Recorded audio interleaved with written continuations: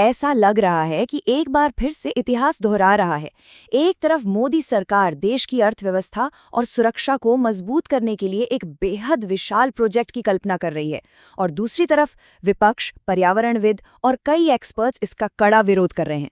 हम बात कर रहे हैं द ग्रेट निकोबार प्रोजेक्ट की, जो पिछले कुछ समय से विवादों में घिरा हुआ है। सरकार का कहना है कि ये प्रोजेक्ट स्ट्रेटेजिकली इंपॉर्टेंट है, भारत का हांगकांग बन सकता है और चीन को काउंटर करेगा। लेकिन विपक्ष का आरोप है कि ये सब सिर्फ क्रोनी कैपिटलिज्म है जो पर्यावरण को तबाह कर देगा।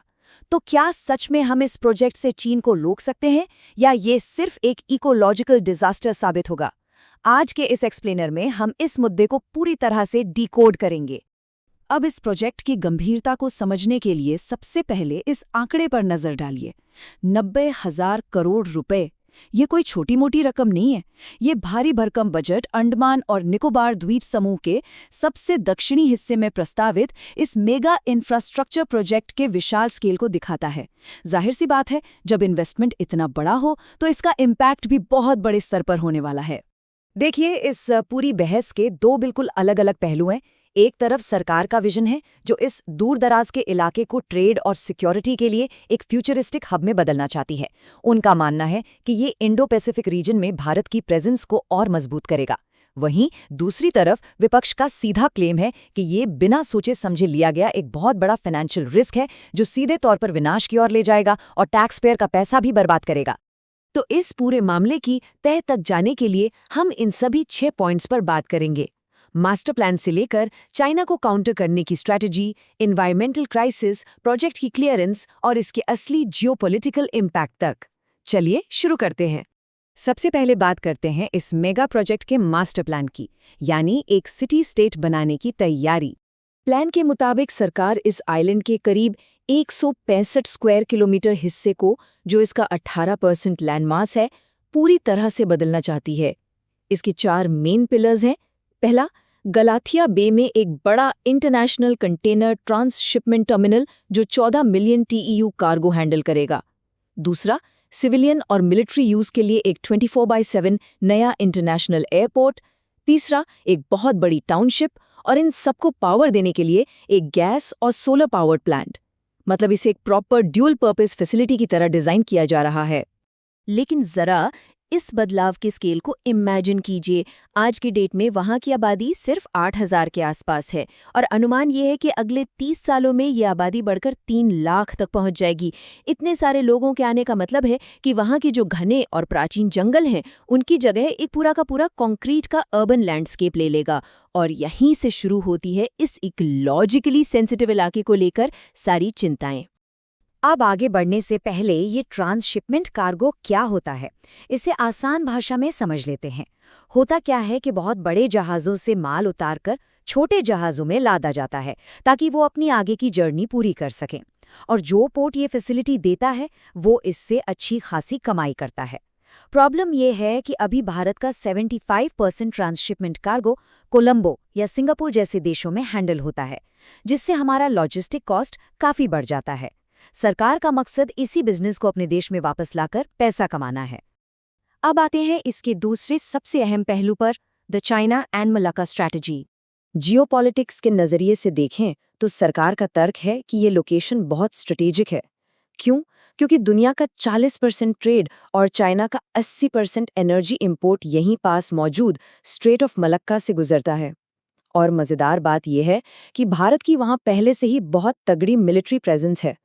पोर्ट ब्लेयर में जॉइंट मिलिट्री कमांड है, कार निकोबार में सुखोई 30 जेट्स के लिए अपग्रेडेड एयरफोर्स बेस है और INS बाज तो मलक्का से महज 100 किलोमीटर दूर है। तो बेसिक्स तो हमारे पास पहले से ही सेट हैं। लेकिन सवाल ये है कि इस डेवलपमेंट की असल कीमत क्या है। चलिए बात करते हैं एनवायरनमेंटल और ट्राइबल क्राइसिस की। अब यहीं पर विपक्ष ने मोर्चा खोल दिया है। राहुल गांधी ने बहुत कड़े शब्दों में आरोप लगाया है कि नेशनल सिक्योरिटी की आड़ में सरकार अपने कुछ कॉरपोरेट मित्रों को फायदे वाले प्रोजेक्ट्स हैंडओवर करना चाहती है। उनका सीधा कहना है कि 160 स्क्वायर किलोमीटर के जंगल सिर्फ एक बिजनेस हाउस को फायदा पहुंचाने के लिए काटे जा रहे हैं। विपक्ष इसे डेवलपमेंट नहीं बल्कि डिस्ट्रक्शन यानी विनाश बता रहा है। अगर हम पर्यावरण विदों की माने तो नुकसान के जो आंकड़े सामने आ रहे हैं वो सचमुच डराने वाले हैं। करीब 10 लाख पेड़ काटे जाएंगे। मजे की बात देखिए, सरकार कह रही है कि इसकी भरपाई वो हरियाणा में पेड़ लगाकर करेगी। इसके अलावा 20,000 से ज्यादा कोरल कॉलोनीज और विशाल लेदरबैक कछुओं के घोंसले तबाह हो जाएंगे। और सबसे बड़ा खतरा है वहां की इंडिजिनस ट्राइब्स शोम्पेन और निकोबारी को, बाहरी दुनिया से जिनका कोई कांटेक्ट नहीं है। 3 लाख लोगों के आने से उन पर एग्जिस्टेंशियल थ्रेट आ जाएगा। तो इतने विरोध के बावजूद ये प्रोजेक्ट इतनी तेजी से आगे कैसे बढ़ रहा है? आइए इसके क्लियरेंस प्रोसेस पर एक नजर डालते हैं। आलोचकों और कई पत्रकारों का दावा है कि इस पूरे प्रोसेस में कई रेड फ्लैग्स हैं। कहा जा रहा है कि होम मिनिस्ट्री नेशनल सिक्योरिटी का कार्ड खेलकर प्रॉपर फीजिबिलिटी स्टडीज को बाईपास कर रही है। यूनेस्को बायोस्फीयर से लीगल प्रोटेक्शन हटाना, एनजीटी की अप्रूवल का सीक्रेट सील्ड कवर में आना और साइंटिफिक एजेंसी से नॉन डिस्क्लोजर एग्रीमेंट साइन करवाना, ये सब ट्रांसपेरेंसी पर बड़े सवाल खड़े करते हैं। और तो और, जो लोग इन बातों पर सवाल उठाते हैं, सरकार और उनके सपोर्टर्स उन्हें अक्सर चाइनीज एजेंट्स कहकर खारिज कर देते हैं।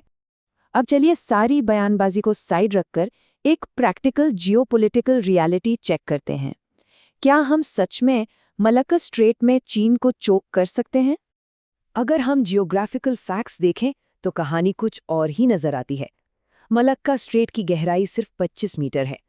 इसका मतलब ये है कि जो बहुत बड़े सुपर कार्गो शिप्स होते हैं वो तो वैसे भी मलक्का से नहीं गुजर सकते। वो पहले से ही सुंडा और लोम्बोक जैसे दूसरे रास्तों का इस्तेमाल करते हैं।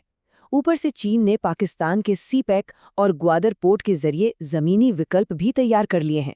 तो क्या गलाथिया बे में इतना बड़ा डीप वाटर पोर्ट बनाना लॉजिकल है, जब सबसे बड़े जहाज शायद वहां से गुजरेंगे ही नहीं? और हमें इकोनॉमी के एंगल को भी नहीं भूलना चाहिए। इंडिया और चाइना के बीच $150 बिलियन का ट्रेड होता है, जिसमें $112 बिलियन का ट्रेड डेफिसिट तो हमारा ही है।